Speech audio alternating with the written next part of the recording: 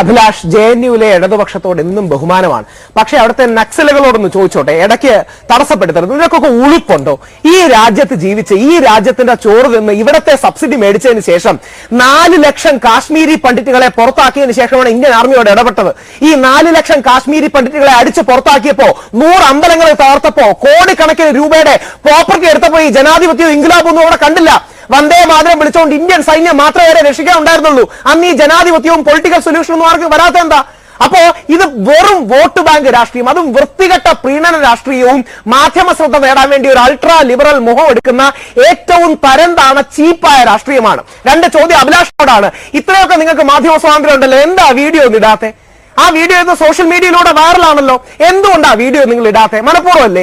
ഭാരത് കി ബർബാദി Tak Jung ലഡേഗി, India നശിക്കുന്നത് വരെ ഞങ്ങൾ യുദ്ധം ചെയ്യും, പാകിസ്ഥാൻ സിന്ദാബാദ് എന്ന് വിളിക്കുന്ന വീഡിയോ അവിടെ ഉണ്ടായ നിങ്ങൾക്ക് എന്താ ഇടാൻ കഴിയാത്തെ? അപ്പൊ മനഃപൂർവ്വം ലിബറൽ എന്ന് സ്വയം വിളിക്കുന്ന ഈ അൾട്രാ ലിബറൽ സ്പേസിനെ പ്രൊട്ടക്ട് ചെയ്യാൻ നോക്കരുത്. ജവഹർലാൽ നെഹ്റുവിനെ ബഹുമാനമാണ്, അവിടുത്തെ ഇടതുപക്ഷക്കാരെ ബഹുമാനമാണ്. ഇപ്പോഴത്തെ BJP മിനിസ്ട്രി ഇരിക്കുന്ന 2 പേര് JNU എന്ന് പഠിച്ചു വന്നവരാണ്. പക്ഷേ ഈ രാജ്യത്ത് ജീവിച്ച് ഈ രാജ്യത്തിനോട് ദ്രോഹം ചെയ്യുന്ന ഇടതുപക്ഷത്തിന് ചീത്ത പേരുണ്ടാക്കുന്ന ഇവരാണ്. അഭിലാഷ്, ബഹുമാനിക്കുന്നു, പക്ഷേ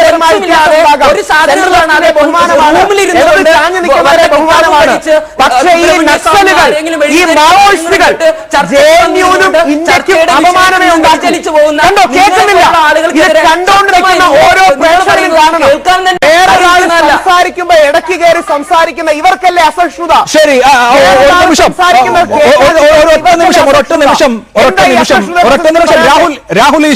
രാഹുൽ ഈശ്വർ സമ്മതിച്ചു താങ്കൾ പറയുന്ന മുദ്രാവാക്യം. എന്റെ സുഹൃത്ത് പറഞ്ഞതുപോലെ കന്നയ്യകുമാറിന്റെ പ്രസംഗത്തിൽ ഒരു തരത്തിലും ആന്റി ഇന്ത്യ സ്റ്റേറ്റ്മെന്റ് വന്നില്ല.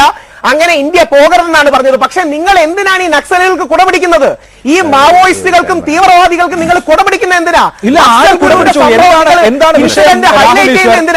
ഇതിന്റെ രാഷ്ട്രീയ അജണ്ട എന്തെങ്കിലും ഉണ്ടെങ്കിൽ, കുറച്ചുകൂടെ കൃത്യമായി പറഞ്ഞാൽ ഹിന്ദു വലതുപക്ഷത്തിനോ RSSനോ ഉണ്ടെങ്കിൽ നിങ്ങൾ എക്സ്പോസ് ചെയ്തോളൂ, അതിനെ ഡിഫെൻഡ് ചെയ്തോളൂ. പക്ഷേ അതിനെ ഡിഫെൻഡ് ചെയ്യാനെന്നുള്ള പേരിൽ അവിടെ ഉയർന്ന ആന്റി ഇന്ത്യ സെന്റിമെന്റ്സും ഈ കഴിഞ്ഞ ജനുവരി 19 25 വർഷങ്ങളായി അവിടുത്തെ കാശ്മീരി പണ്ഡിറ്റുകൾ ഇറങ്ങിയിട്ട് നിങ്ങൾ ആരെങ്കിലും എപ്പോഴെങ്കിലും അവരെ ഒന്ന് ഓർത്തിട്ടുണ്ടോ? അവർക്ക് വേണ്ടി ഒരു പരിപാടി വെച്ചിട്ടുണ്ടോ? എന്താ അഫ്സൽ ഗുരുവിന് മാത്രം ഒരു സ്പെഷ്യൽ ഇത്? ഈ സീതാറാം യെച്ചൂരി അടക്കം ഇരിക്കുന്ന പാർലമെന്റ് ഇല്ലാതാക്കാനും അവരാ ഉദ്യമത്തിൽ വിജയിച്ചിരുന്നെങ്കിൽ നമ്മുടെ ജനാധിപത്യത്തിന്റെ ശ്രീകോൾ എന്നറിയപ്പെടുന്ന പാർലമെന്റ് ഇല്ലാതാവുമായിരുന്നു. ഈ CPM MPമാരടക്കം മരിക്കുമായിരുന്നു. അവരെ ഡിഫെൻഡ് ചെയ്ത് മരിച്ച നമ്മുടെ 5 പോലീസുകാരുണ്ട്. അവരുടെ കുടുംബങ്ങളും വിധവകളും ഒന്നുമില്ലേ? അടിസ്ഥാനപരമായ ഒരൊറ്റ കാര്യമേ പറയാനുള്ളൂ. RSSകാരനും കോൺഗ്രസ്സുകാരനും കമ്മ്യൂണിസ്റ്റുകാരനുമാണ് നമ്മളിൽ പലരും. ആയിക്കോട്ടെ, നിങ്ങൾ ഇന്ത്യക്കാരനായ ഈ വിഷയം കാണൂ, രാഷ്ട്രീയത്തിന് അതീതമായി പോകൂ. നിങ്ങൾ ശ്രീ പിണറായി വിജയന്റെ നേതൃത്വത്തിൽ, ശ്രീ സീതാറാം യെച്ചൂരിയുടെ നേതൃത്വത്തിൽ ഒരു സെന്റർ ലെഫ്റ്റിലേക്കാണ് കമ്മ്യൂണിസ്റ്റ് പാർട്ടികളെയും സഖ്യങ്ങളെയും കൊണ്ടുവരാൻ ആഗ്രഹിക്കുന്നെങ്കിൽ ഇത്തരം നക്സൽ പ്രവണതകൾ, അൾട്രാ ലെഫ്റ്റ് പ്രവണതകൾ, മാവോയിസ്റ്റ് പ്രവണതകൾ മാറ്റണ്ടേ? അതിനെ ആക്റ്റീവായി തള്ളി പറയണ്ടേ? ഈ വിഷയത്തിൽ രാഷ്ട്രീയത്തിന് അതീതമായി